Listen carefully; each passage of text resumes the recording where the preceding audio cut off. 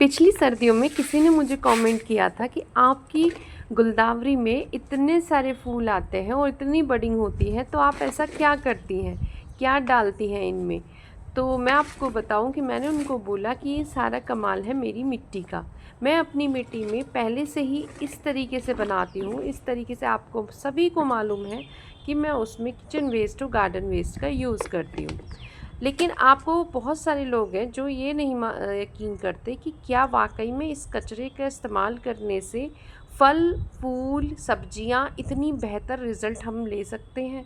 तो मैं सिर्फ़ ऐसी गार्डनर हूँ जो कचरे वेस्ट गार्डनिंग करती हूँ और उस कचरे को रीसाइकल, रीयूज़ करके अपना फल, फूल, सब्जियां ग्रो करती हूँ।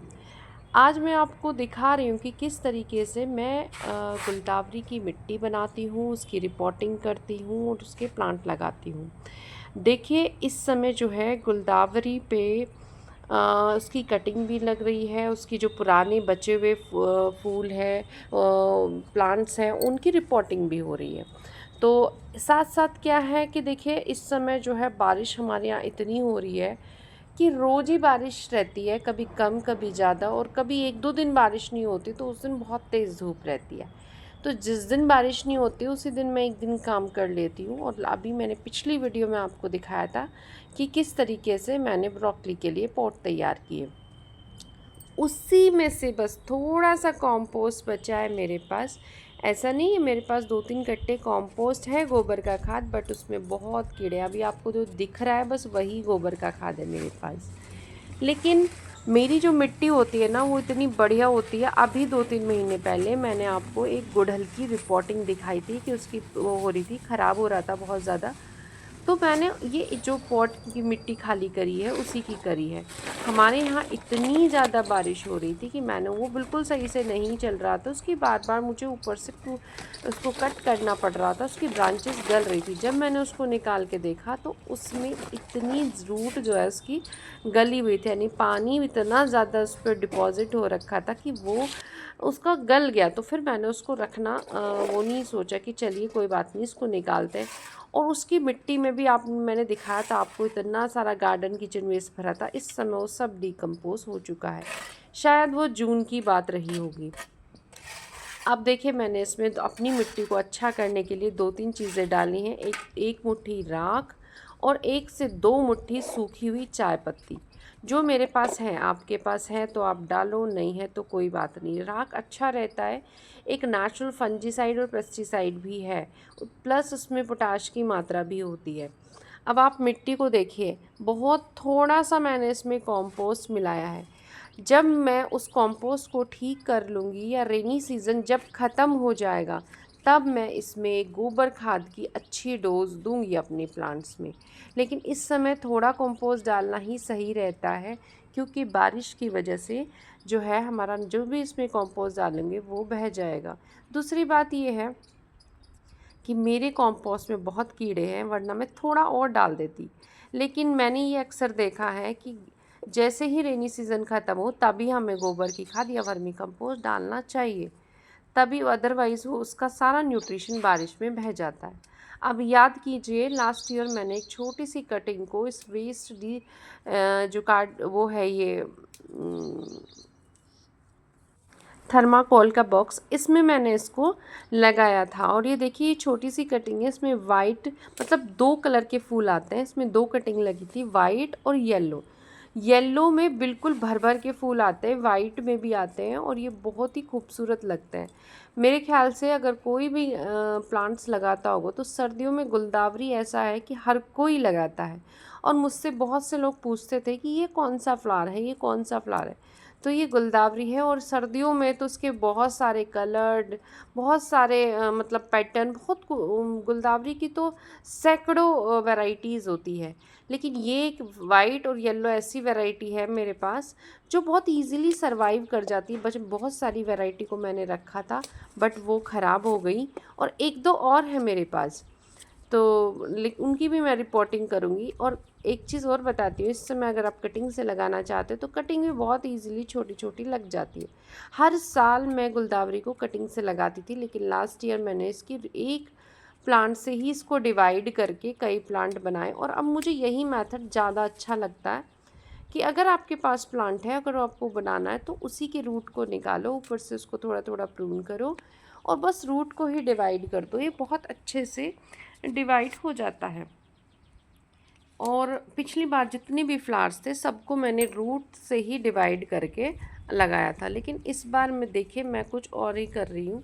हर बार मैं क्या करती हूँ, छोटे छोटे गमलों में अलग अलग जगह पर इसको लगाती हूँ। इस बार मैंने सोचा है मैं चेंज करती रहती हूँ, और ऐसा आपको भी करते रहना चाहिए, गार्डनिंग में अच्छा लगता है। देखिए ये मैंने हटाया, देखिए कितनी मिट्टी है। बहुत से लोगों ने कहा था आपने इसमें लगा दिया मिट्टी बह जाएगी, प्लांट ख़राब हो जाएगा, ये हो जाएगा, वो हो जाएगा।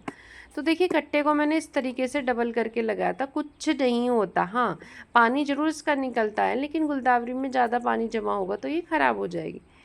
तो देखिए इस तरह से। और मैं जो हमेशा उसको ऐसी जगह रखती थी कि वो ऐसे पोट्स में, बड़ी क्यारी में, जिससे मान लिया सूख भी जाए तो नीचे से ही न्यूट्रिशन लेते रहते थे।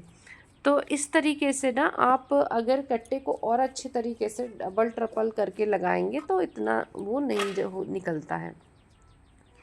तो अब मैं आपको ये बता रही हूँ कि मैंने रूट डिवाइड मेथड से इस लास्ट ईयर जो है ये किया था, लेकिन इस बार मैं सबको समेट के एक में लगा रही हूँ। आपको याद है ये टब मैंने 100 रुपीज़ में लिए थे इस विंटर में, और इसमें मैं सारी अपनी ग्रीन वेजिटेबल्स उगाती हूँ। उससे पहले मैं इसमें ढेर सारा कचरा भरती हूँ, किचन वेस्ट, गार्डन वेस्ट, जो भी हमारे गार्डन से, किचन से निकल रहा है सारा इसमें भरती हूँ। ऊपर जो है 3-4 इंच की लेयर लगाकर कोई भी ग्रीन वेजिटेबल लगाती थी। लेकिन इस बार मैं जो है इसमें गुलदावरी लगाऊंगी। मेरा मन है कि एक ऐसा टब, ऐसी जगह होनी चाहिए सेंटर, जिसमें ढेर सारे फूल खिलें और ढेर सारी उसमें तितलियां आएँ। और मैं आपको लास्ट में दिखाऊंगी कि जैसे ही मैंने ये फ्लावर आया का ये पौधा लगाया ना, अभी तो इस पर फ्लावर नहीं है, बट फिर भी अब मेरे गार्डन में तितलियां बहुत रहती हैं, और जैसे ही रखा ना तितलियां नज़र आईं, अच्छा लगा मुझे। मैं चाहती हूँ ढेर सारी तितली जो है जब इस पे फूल खिलेंगे तो आए। अब देखिए यही वो गुलदावरी का प्लांट था। इसकी रूट जो है, मतलब पानी बहुत ज़्यादा बरसता है। मैंने आपको बताया जब बारिश होती है तो 2-3 दिन बारिश होती है, और बहुत ज़्यादा बारिश होती है, बिल्कुल भी ग्रो बैग या इसमें से पानी नहीं पास हो पाता। इतना भर जाता है ना 2-3 दिन तक कि जो है कई प्लांट जो ऐसे नाजुक प्लांट है, खासकर ये जो हाइब्रिड हिबिस्कस है, ये तो मेरे सारे गल ही जाता है। बस एक ही प्लांट बचा है। मैंने आज बहुत सारे प्लांट जो है निकाले हैं। और मैं आपको बताऊं कि फेस्टिवल की वजह से जो है आगे भी मैं थोड़ा, इस समय भी मैं बहुत बहुत बिज़ी हूँ। एक्चुअली सभी लोग हमारे यहाँ वृंदावन गए हैं, लेकिन मैं नहीं गई क्योंकि बच्चों के जो है टेस्ट और एग्ज़ाम्स चल रहे हैं, इसी वजह से मैं नहीं गई। और हाँ, एक बात और देखते रहिएगा, ये जो पॉटल का है इसको मैं, क्योंकि अब ये फूल वगैरह खिलेंगे नहीं, और किसी ने मुझसे पूछा था कि क्या ये लास्ट ईयर इसमें उग जाएंगे, वही तो मैंने इसमें पूरा निकाल लिया है। और ये देसी वैरायटी है, ये खुद से नहीं उगते हैं, सीड से नहीं उगते, मतलब कि मुझे ये कटिंग से लगाने पड़ते हैं। तो ये मैं एक पॉट में रख लेती हूँ किसी एक में। अगर नहीं भी मेरे पास सारे हट गए तो इधर उधर कहीं ना कहीं ये मिल जाता है, मैं कटिंग मंगा लेती हूँ और कटिंग से लगा लेती हूँ। और आज जो है ईद है, तो मेरे सारे मुस्लिम भाई बहनों को ईद की ढेर ढेर शुभकामनाएं। बहुत अच्छे से प्यार से इस त्यौहार को मनाइएगा। और अभी रक्षाबंधन आने वाला है, और उसके लिए भी एडवांस में आप सभी को ढेर सारी शुभकामनाएं। और अब नेक्स्ट वीडियो शायद आपको रक्षाबंधन की ही मिलेगी, यानी थोड़ा सा मैं रिकॉर्ड करूँगी, देखते हैं जो भी हो पाया मैं आपके साथ शेयर करूँगी। क्योंकि अभी 2 दिन बाद ही रक्षाबंधन है, तो उसी की तैयारी में काफ़ी ज़्यादा मैं व्यस्त हूँ कि वो भी है बच्चों का, वो भी है मतलब टेस्ट वगैरह। और टेस्ट क्या, एक तरीके से उनके एग्ज़ाम ही है। ऊपर से क्या है, देखिए गार्डन का तो आपको पता ही, अब देखते रहिए कि मेरा काफ़ी, देखिए इतनी सारी सूखी चाय पत्ती ये भी रखी थी तो मैंने सारी ये डाल दी है। आप ये ना समझिए इसका कोई नुकसान नहीं होने का, इसमें बहुत अच्छी मात्रा में नाइट्रोजन होता है, और भाई ये फूल खिलने में बहुत हेल्प करते हैं। इस तरीके से आपने देखा प्याज के पत्ते, किचन वेस्ट अभी मैंने डाला नहीं है, बट मैं अभी डालूँगी इसमें। और ये सारा मटेरियल जो है बहुत हेल्प करता है फ्रूट्स की फ्लावरिंग को होने में, और पौधे को हरा भरा रखने में गोबर खाद या वर्मी कंपोस्ट का बहुत बड़ा रोल होता है। और जितना भी आप ग्रीन वेस्ट डाल रहे हो, ये सारा भी नाइट्रोजन प्रोवाइड करता है प्लांट को। तो ये सब जो है मैं गोबर खाद की एक अच्छी डोज जो है जैसे ही रेनी सीज़न ख़त्म होगा तब दूंगी। लेकिन अभी जब ये सब देखिए धीरे धीरे डिकम्पोज़ होगा और जैसे ही मैं इसमें गोबर खाद या वो दूंगी, जैसे इसका सीज़न आएगा, जैसे ही प्लांट थोड़ा संभलेगा तो वैसे ही पौधा हरा भरा होगा, कलियों से भर जाएगा, क्योंकि नीचे से मिलेगा इस सारे किचन वेस्ट से जो भी न्यूट्रिशन है, सारा कुछ होता है इसके अंदर सब कुछ है, यानी पोटास, सल्फर, मैग्नीशियम, आयरन सब कुछ मिलता है।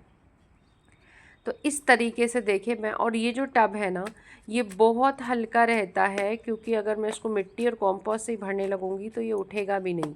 तो इस तरीके से मैं ये सारा, और ये आप देखोगे कुछ दिन में आपको ऐसा भरा सा लगेगा, कुछ ही दिनों में नीचे जब ये डिकम्पोज जाता है तो नीचे बैठ जाता है। उसके बाद आप अपना गोबर खाद या वर्मी कंपोस्ट इसके अंदर डाल सकते हैं। इसकी मिट्टी में आप नीम खली भी डाल सकते हैं, पर मैं नहीं डाल रही हूँ। और जब गोबर खाद मैं ऐड करूँगी ना तब मैं थोड़े बहुत इसमें नीम के पत्ते भी ऐड करूँगी। अभी फ़िलहाल मैंने कुछ नहीं डाला है क्योंकि बारिश हमारे यहाँ बहुत ज़्यादा हो रही है।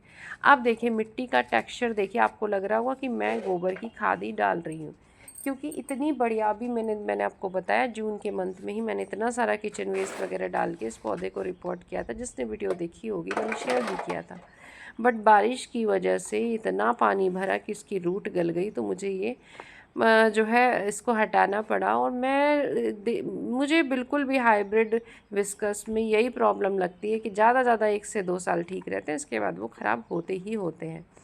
अब देखिए इसकी मिट्टी मैं आपको ये दिखा रही हूँ कितनी बढ़िया हो रही है।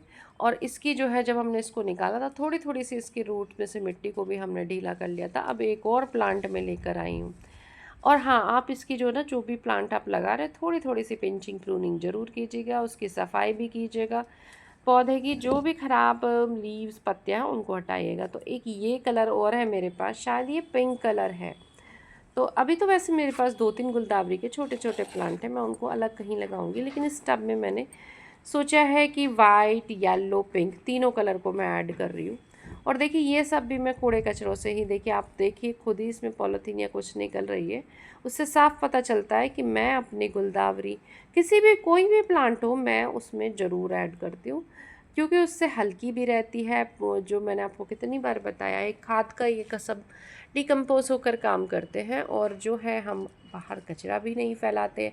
तो देखिए इस तरीके से पुरानी मिट्टी को हल्की हल्की आप उसको रिमूव कर लो, और कम से कम आप उसकी 60% मिट्टी को तो हटा ही दीजिए। अब इस तरीके से मैंने जो है देखिए ऐसे रखे हैं, और साइड साइड में फिर इसके बाद मैं जो है अपनी मिट्टी से इसको फिल करूँगी जो मैंने अभी तैयार की है। आप ध्यान दीजिएगा इस समय अगर आपके पौधे में पैस लग रहे हों तो उनको कटिंग करके निकाल दो। जो भी ऐसी ब्रांचेज़ हैं मतलब ज़्यादा ही इधर उधर बढ़ रही है उसको भी कट करके निकाल दो। कटिंग लगाना चाहते हो तो कटिंग में आप आधी मिट्टी लीजिए, आधा बालू रेत लीजिए, और उसकी कटिंग भी आप छोटे छोटे उसमें लगा सकते हो। बस आपको एलोवेरा के उसमें थोड़ा सा उसको नीचे से जो है उसको लगा लेना है, और ऊपर की जो टिप होती है वही इसमें लगाई जाती है कटिंग में। तो छोटी छोटी जैसे 4 इंच या 5 इंच की छोटी छोटी कटिंग लगाते हैं। और रूट अगर कोई एक पौधा है तो रूट से भी आप उसको अलग कर सकते हो। कहीं अच्छी कटिंग मिल रही किसी उसकी गुलदावरी की कलर या उस वो मिल रहा आपको डिज़ाइन, तो वो भी लगा सकते हो। तो देखिए इस तरीके से मैंने इसमें अच्छी मिट्टी, और अच्छा मतलब ये नहीं किया कंजूसी के साथ, लेकिन इस बार मैंने इसमें, क्योंकि मेरे पास इस बार जो है मिट्टी है अच्छी मात्रा में। और आपने देखा ये मेरे को जो वो है ना पॉट काफ़ी खाली हुए हैं, और ये हालांकि उससे पहले का काम है जो मैंने आपको पिछली वीडियो में दिखाया है। इस वीडियो में अब जब रक्षाबंधन के बाद वीडियो आएंगी तो फिर मैं आपको अपने गार्डन से मैं डेली काम कर रही हूँ, डेली हार्वेस्टिंग कर रही हूँ।